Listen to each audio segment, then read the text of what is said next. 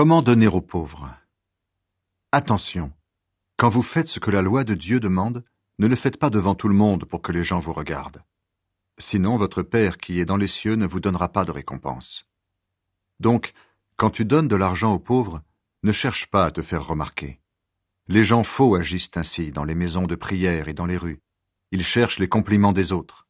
Je vous le dis, c'est la vérité, ils ont déjà leur récompense. Mais toi, quand tu donnes de l'argent aux pauvres avec ta main droite, ta main gauche ne doit pas le savoir. Ainsi, ce que tu donnes reste secret. Dieu, ton Père, voit ce que tu fais en secret, et il te récompensera. Comment prier? Quand vous priez, ne faites pas comme les hommes faux. Ils aiment prier debout dans les maisons de prière et au coin des rues pour que tout le monde les voie. Je vous le dis, c'est la vérité, ils ont déjà leur récompense. Mais toi, quand tu veux prier, va dans la pièce la plus cachée de la maison. Ferme la porte et prie ton Père qui est là, même dans cet endroit secret. Ton Père voit ce que tu fais en secret et il te récompensera. Quand vous priez, ne parlez pas sans arrêt comme ceux qui ne connaissent pas Dieu. Ils croient que Dieu va les écouter parce qu'ils parlent beaucoup. Ne faites pas comme eux. En effet, votre Père sait ce qu'il vous faut avant que vous le demandiez. Le Notre Père.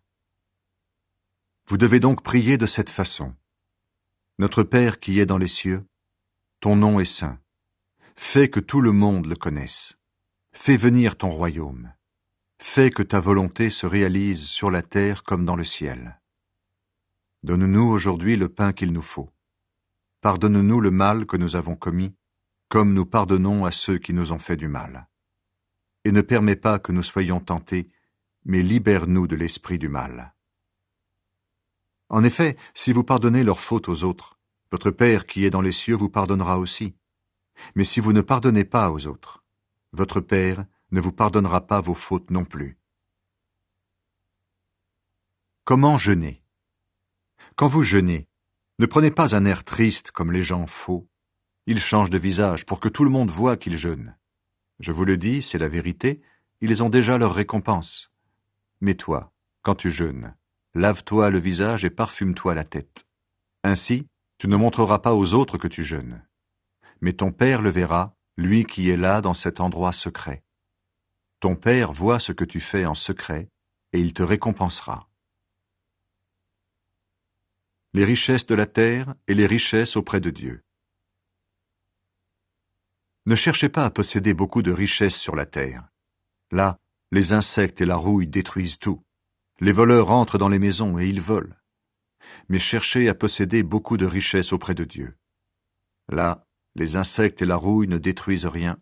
Les voleurs n'entrent pas et ils ne peuvent pas voler. Oui, là où tu mets tes richesses, c'est là aussi que tu mettras ton cœur.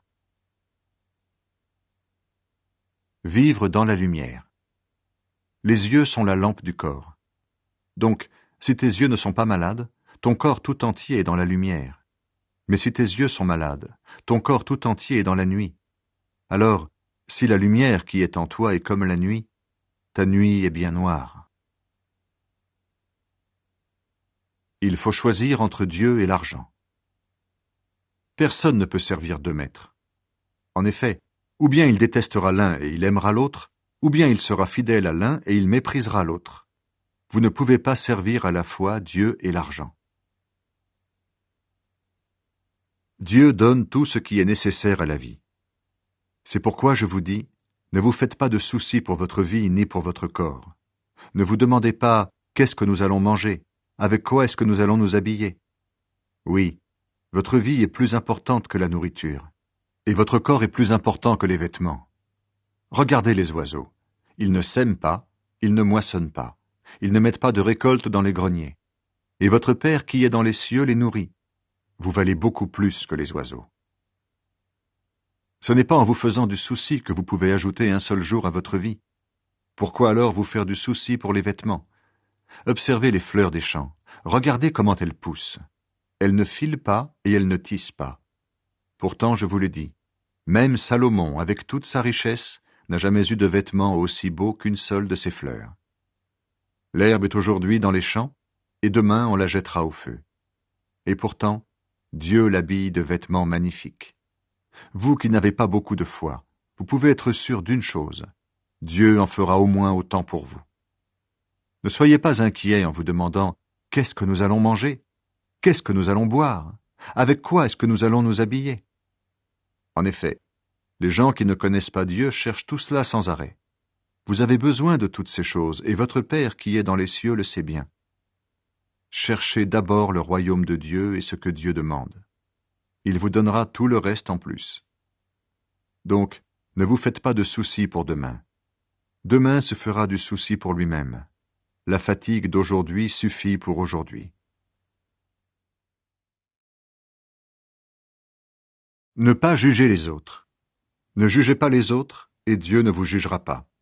En effet, Dieu vous jugera comme vous jugez les autres, et il vous donnera comme vous donnez aux autres. Tu regardes le bout de paille qui est dans l'œil de ton frère, mais le tronc d'arbre qui est dans ton œil, tu ne le remarques pas. Pourquoi donc? Comment peux-tu dire à ton frère, « Laisse-moi enlever le bout de paille qui est dans ton œil » Et toi, tu as un tronc d'arbre dans le tien. Homme faux. Enlève d'abord le tronc d'arbre qui est dans ton œil. Ensuite, tu verras assez clair pour enlever le bout de paille dans l'œil de ton frère. Ne donnez pas aux chiens ce qui est à Dieu. Ils peuvent se retourner contre vous pour vous déchirer. Ne jetez pas vos perles précieuses devant les cochons. Ils peuvent les écraser en marchant dessus.